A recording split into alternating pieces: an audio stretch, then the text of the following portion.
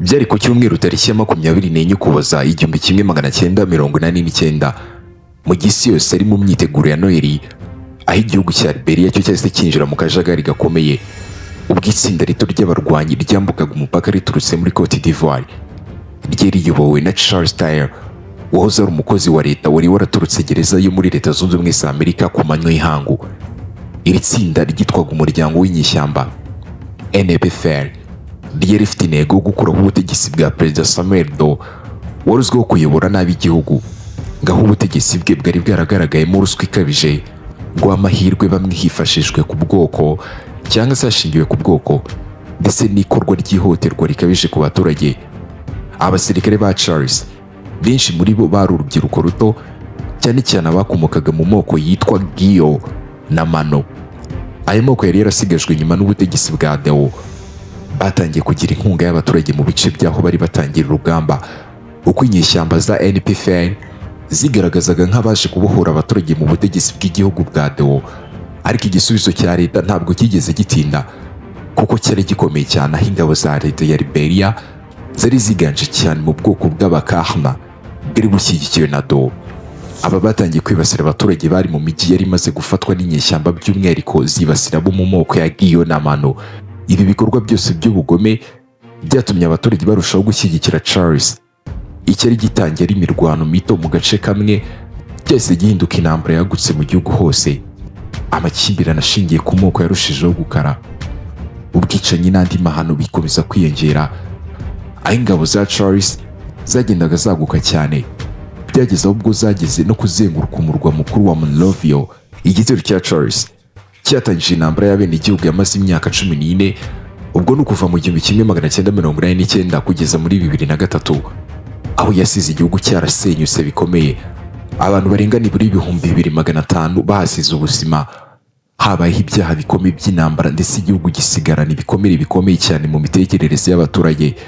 Kugeza n'uyu munsi Liberia ntabwo irabasha kwiyubaka neza ngo ive muri izo ngaruka.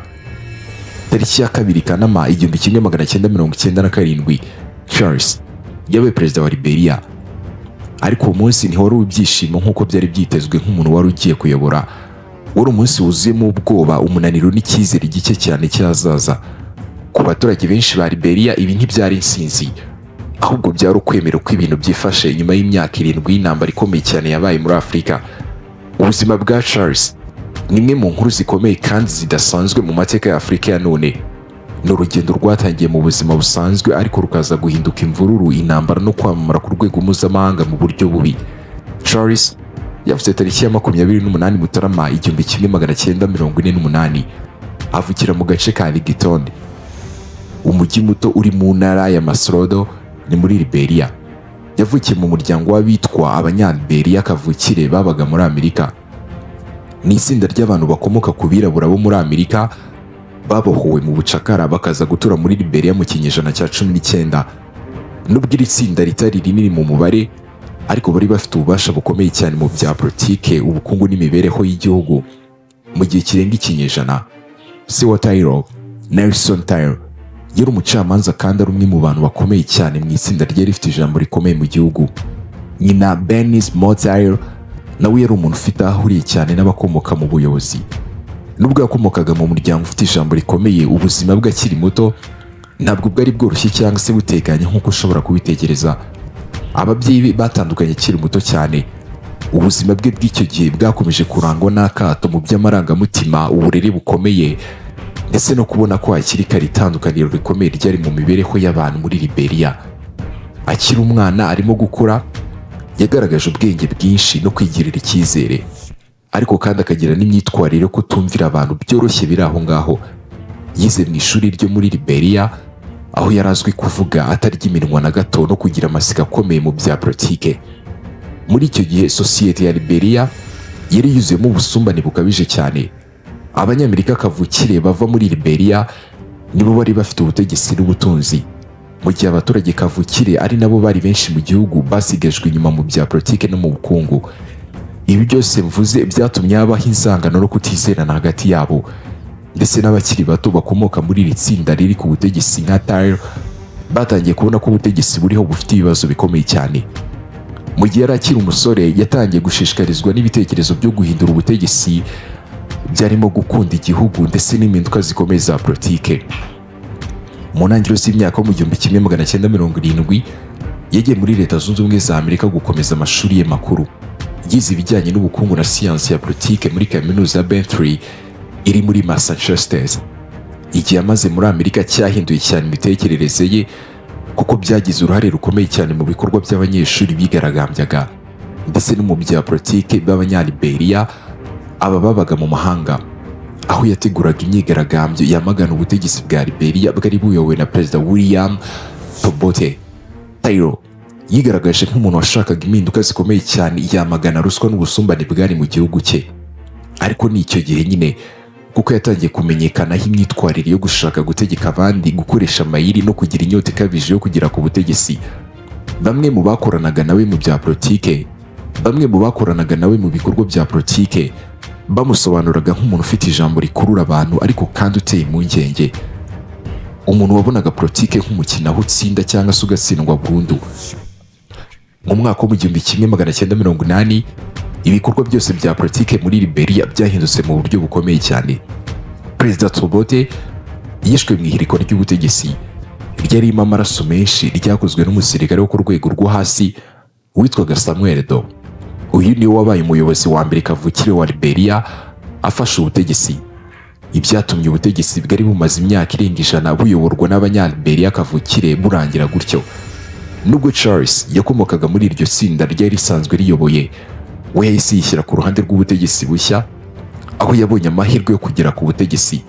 Yagarutse muri Liberia agirwa umuyobozi mukuru w'ikigo cya leta gishinzwe amasoko n'ibikoresho bya leta. Uyu mwanya wanamuhaye ububasha mu kumwegereza umutungo munini wa leta, ariko namushyira mu bibazo byo gushinjwa ruswa. Mu gihe gito cyane Charles yashinzwe kunyereza amafaranga agera hafi kuri miliyoni 1 y'amadolari y'Amerika.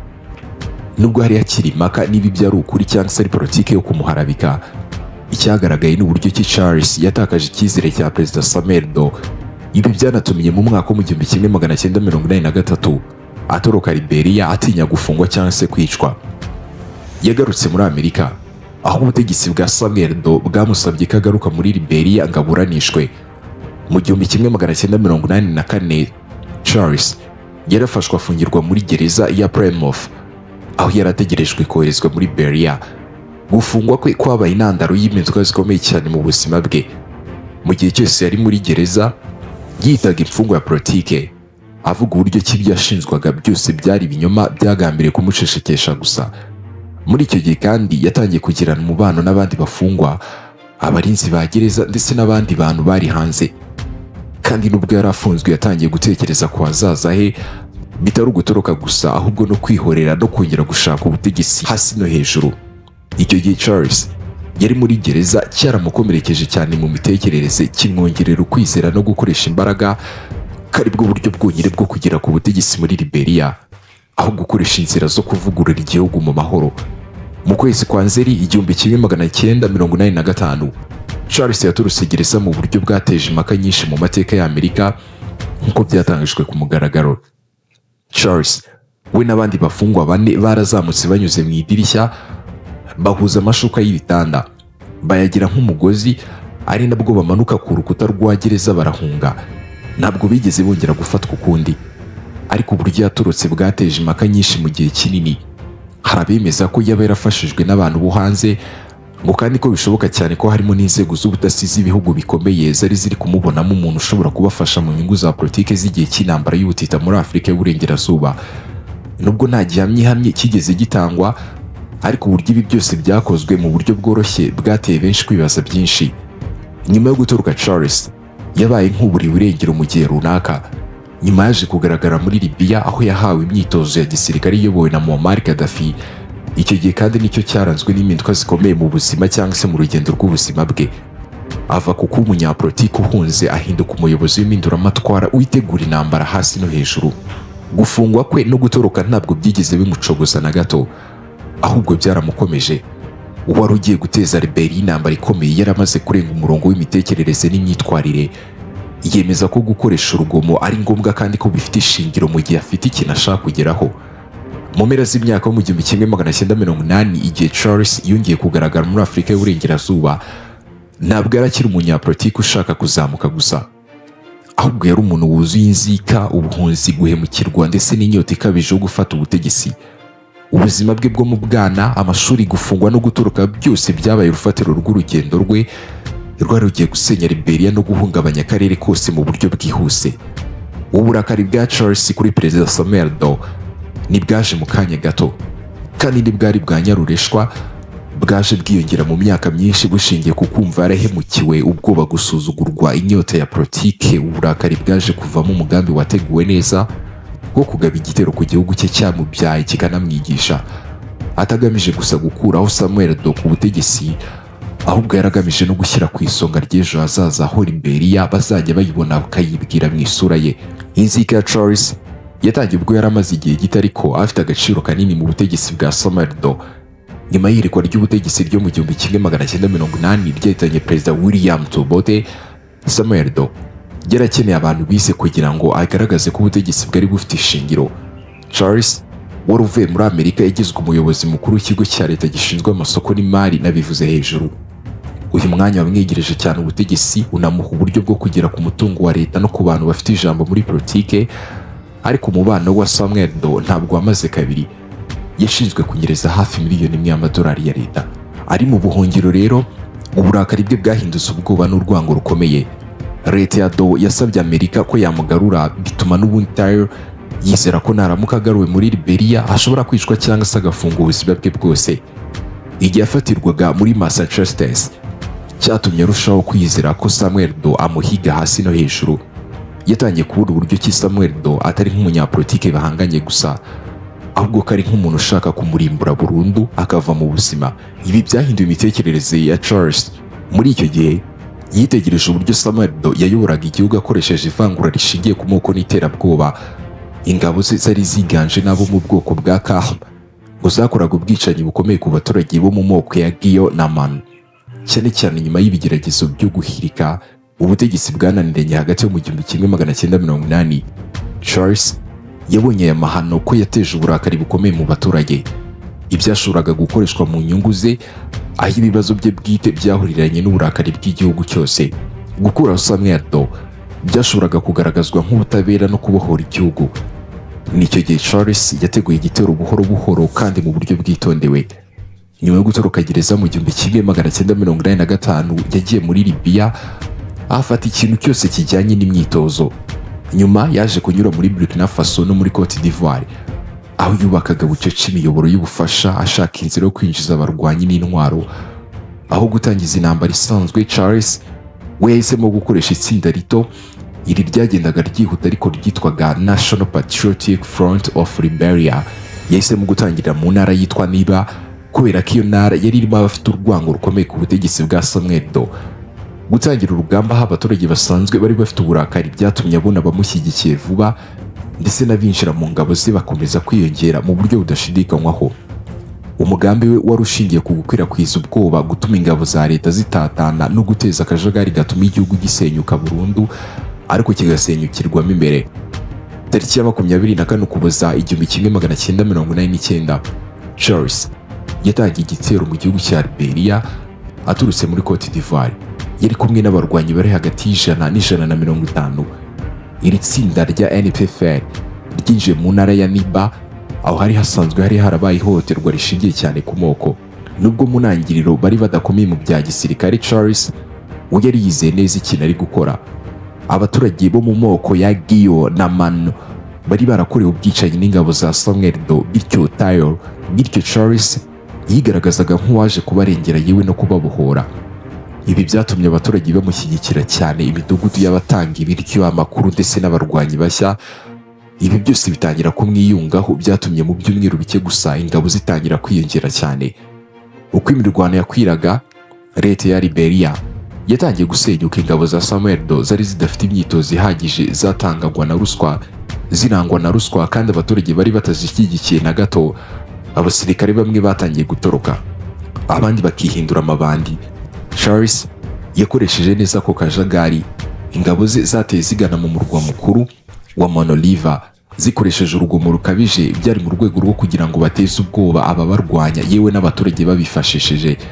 Imijyi myinshi yarasenyutse burundu, abantu bicirwa mu ruhame, ubwoba bukaba igikoresho cyo gutsinda mu buryo bwihuse. Mu mwaka wo 1990 Liberia yari ikiri igihugu gikora nk'ibisanzwe. Yari yarahindutse urubuga rw'intambara, aho igihugu cyari kigabanyijemo ibice bigenzurwa n'impande zitandukanye. Ariko Charles ntabwo yahise afata umurwa mukuru, ahubwo igihugu cyinjiye mu ntambara irimo impande nyinshi.